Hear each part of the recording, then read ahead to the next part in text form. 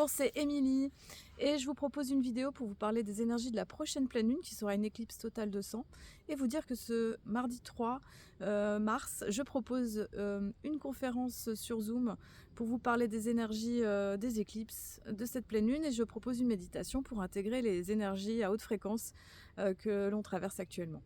Vous parlez aussi de mon programme Bien traverser la saison des éclipses, un petit programme à petit prix avec une lecture astro personnalisée.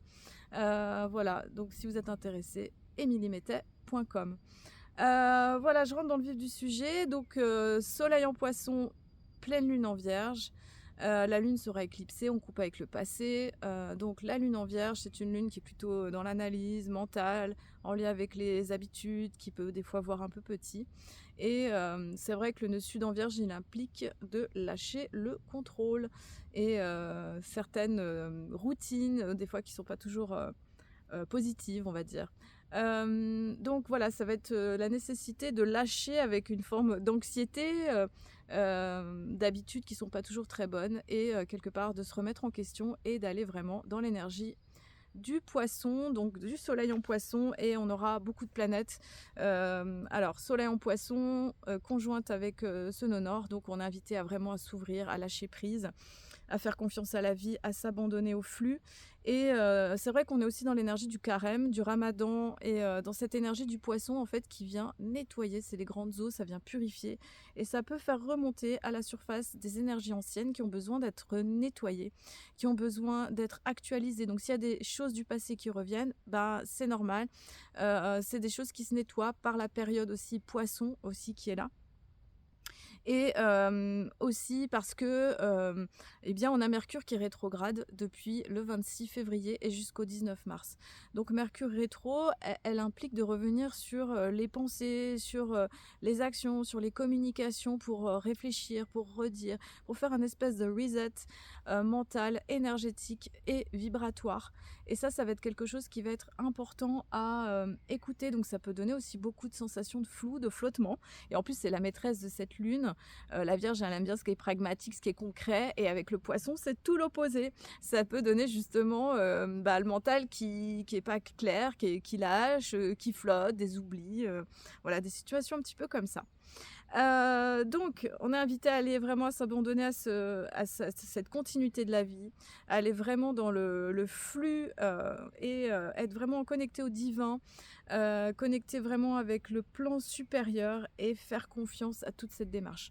On a un stellium en poisson où on a Mars, on a le nœud nord, on a Pallas Athéna, Mercure et Vénus en poisson. Donc vraiment, il y a beaucoup d'énergie poisson qui nous propose vraiment de lâcher.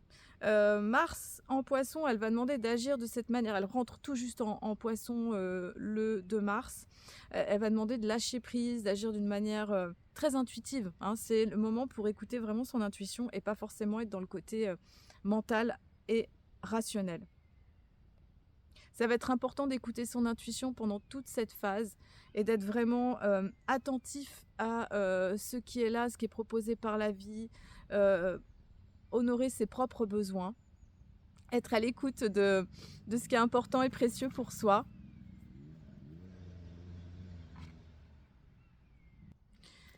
Voilà, d'être profondément à l'écoute. Je ris parce que je recommence la vidéo, j'ai une motocross qui passe, ça fait plusieurs fois. Bon, c'est drôle parce que c'est très Mercure rétrograde, on prévoit quelque chose, mais la vie, elle propose d'être dans une autre direction, c'est assez drôle. Bref, donc en tout cas, Mars, elle a fait aussi un gros carré avec Uranus. Les points exacts, c'était autour du 27-28 février, 26-27-28, ce qui a pu amener aussi beaucoup de tensions au niveau international. Hein, on l'a vu avec ce qui se passe en Iran actuellement. Ce qui peut induire des passages à l'acte aussi. Donc voilà, donc c'est un aspect qui va se desserrer. Il est encore un peu actif au moment de cette pleine lune. Donc attention aussi aux emportements, aux emballements, aux tensions intérieures et extérieures, aux pressions. Alors ça, c'est vraiment important, aussi aux pressions des fois que ce soit dans nos circonstances extérieures, mais aussi des fois qu'on peut se mettre aussi soi-même. Donc ça va être très important de savoir aussi lever le pied et d'accueillir ce qu'est là, parce que bah, voilà, les lignes du temps, elles sont en plein mouvement, c'est-à-dire qu'on peut pas, agir de la façon dont on voudrait exactement. Le temps, il peut sembler s'accélérer énormément et ça peut aussi beaucoup flotter par rapport à des choses qu'on se dit. Donc en fait, c'est très important de se donner un petit peu du lest à ce moment-là et d'être assez bienveillant avec soi-même. Et avec les circonstances aussi, même si des fois, peut-être on fait moins que ce qu'on s'est dit ou des choses comme ça. Ce qui est intéressant, c'est que Pallas Athéna, elle est en lien avec le soleil, c'est-à-dire, ça va être important d'écouter cette intuition, cette intelligence de l'intérieur, de la perception, de la réceptivité. On est dans des énergies eau, des énergies, particulièrement, féminines. On a eu aussi cette, conjonction entre Mercure et Vénus, c'était autour de vendredi, samedi, jeudi, vendredi, samedi aussi, donc poser les mots des fois par rapport à ce qui peut être ressenti au niveau des émotions, même si Mercure est rétro, ça peut permettre de nommer ce qui est de l'ordre peut-être de l'émotionnel ou de l'affectif.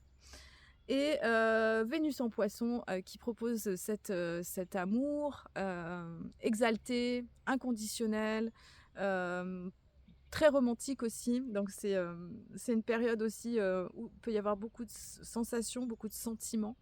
Euh, Quelque chose qui est fort à l'intérieur. Je dirais que c'est une période qui peut aussi sembler un peu floue avec beaucoup de poissons, hein, c'est un petit peu l'écueil. Ça va demander justement de ramener, on va dire, de la clarté, amener du sens et se laisser du temps d'infuser. Et aussi avec cette période de Mercure rétrograde qui dure jusqu'au 19 mars, jusqu'à la prochaine lunaison dans le signe des poissons. Vous dire aussi que c'est vrai qu'on a eu cette grande conjonction entre Saturne et Neptune ce 20 février, donc qui amène la dissolution d'un ancien paradigme, la construction de quelque chose de nouveau.